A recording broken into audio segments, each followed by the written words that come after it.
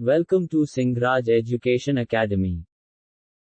ईरानी आक्रमण के समय भारत में विकेंद्रीकरण एवं राजनीतिक अस्थिरता बहुत ही ज्यादा था। भारतीय राजाओं में परस्पर दुश्मनी एवं युद्ध चल रहा था। इस समय भारत में मगध के सम्राट अपने साम्राज्य के विस्तार में पूरी तरह लिप्त थे। उसी समय ईरान के हखामनी शासक भी अपना राज्य विस्तार कर रहे थे। ईरान के शासकों ने पश्चिमी सीमा पर व्यापक रूप से भारतीय राजाओं के आपसी फूट का लाभ उठाया एवं भारत पर आक्रमण कर दिया। ईरानी आक्रमण के बारे में हमें हेरोडोटस, स्ट्राबो तथा एरियन से सूचना प्राप्त होती है। इनके अलावा हखामनी शासकों के लेखों से भी सूचनाएं प्राप्त होती हैं। साइरस द्वितीय ने 6ठी शताब्दी ईसा पूर्व के मध्य ईरान में हखामनी साम्राज्य की स्थापना की। साइरस द्वितीय एक महत्वाकांक्षी शासक था। अल्प समय में ही वह पश्चिमी एशिया का सर्वाधिक शक्तिशाली शासक बन गया। साइरस ने सिंध के पश्चिम में भारत के सीमावर्ती क्षेत्र पर विजय प्राप्त किया। प्लिनी के विवरण से ज्ञात होता है कि साइरस ने कपिशा नगर को ध्वस्त किया। साइरस की मृत्यु कैस्पियन क्षेत्र में दरबाइक नामक एक पूर्वी जनजाति के विरुद्ध लड़ते हुए हुआ। हेरोडोटस और स्ट्राबो के अनुसार, साइरस द्वितीय का भारत पर आक्रमण असफल साबित हुआ था। क्योंकि साइरस द्वितीय भारत से जान बचाकर भागा था और साइरस भारत के किसी भी क्षेत्र पर अपना अधिकार नहीं कर सका। साइरस के साम्राज्य का उत्तराधिकारी कैम्बिसीज द्वितीय हुआ। साइरस का पुत्र कैम्बिसीज द्वितीय था। वह गृह युद्धों में ही उलझा रहा और उसके समय में हखामनी साम्राज्य का भारत की ओर कोई विस्तार न हो सका। भारत पर आक्रमण करने में प्रथम सफलता डेरियस प्रथम को प्राप्त हुआ। डेरियस प्रथम को दारा प्रथम के नाम से जाना जाता है। दारा के यूनानी सेनापति स्काइलेक्स ने सिंधु से भारतीय समुद्र में उतरकर अरब और मकरान के तटों का पता लगाया। हेरोडोट्स के अनुसार, भारत का पश्चिमोत्तर भाग दारा के साम्राज्य का 20वां प्रांत था। कंबोज एवं गांधार पर भी दारा का अधिकार था। ईरानी शासक दारा प्रथम ने 516 ईसा पूर्व में भारत के सीमा क्षेत्र उत्तर पश्चिम भारत में घुस आया। जिसके बाद दारा प्रथम ने सर्वप्रथम गांधार को जीतकर फारसी साम्राज्य में मिला लिया था।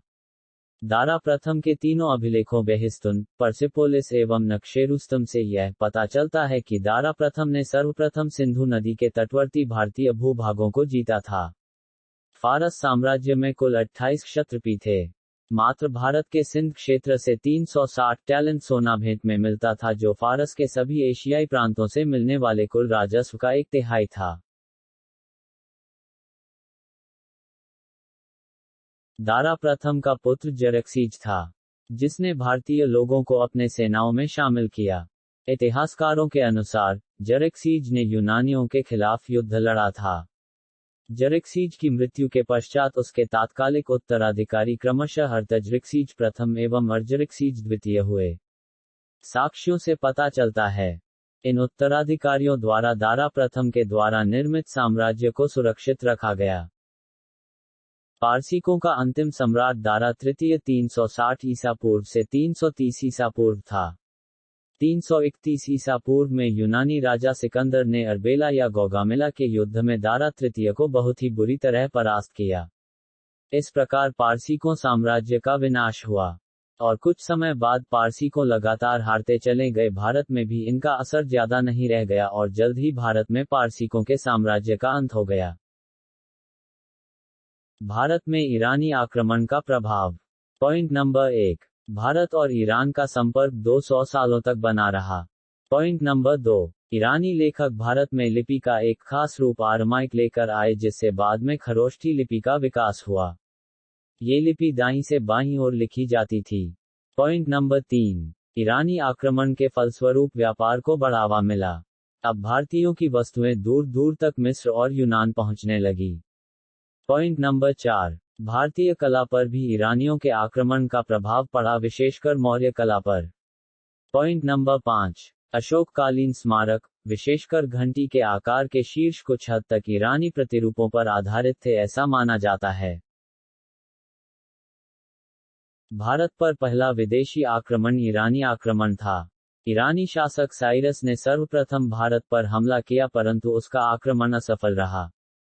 ईरान के हखामनी वंश ने भारत पर पहला आक्रमण किया था। ईरान के शासक दारा प्रथम ने भारत पर सफल आक्रमण किया था। भारत के उत्तर पश्चिमी सीमा को ईरानी प्रभुत्व से सिकंदर ने मुक्त कराया था। अलबेला का युद्ध ईरानी और यूनानी के बीच में हुआ था। सिकंदर ने अलबेला के युद्ध में ईरानी शासक दारा तृतीय को पराजित किया था। भारत पर ईरानी आक्रमण की जानकारी का स्रोत बेहिस्तुन अभिलेख, पर्सिपोलिस अभिलेख एवं नक्शेरुस्तम अभिलेख है।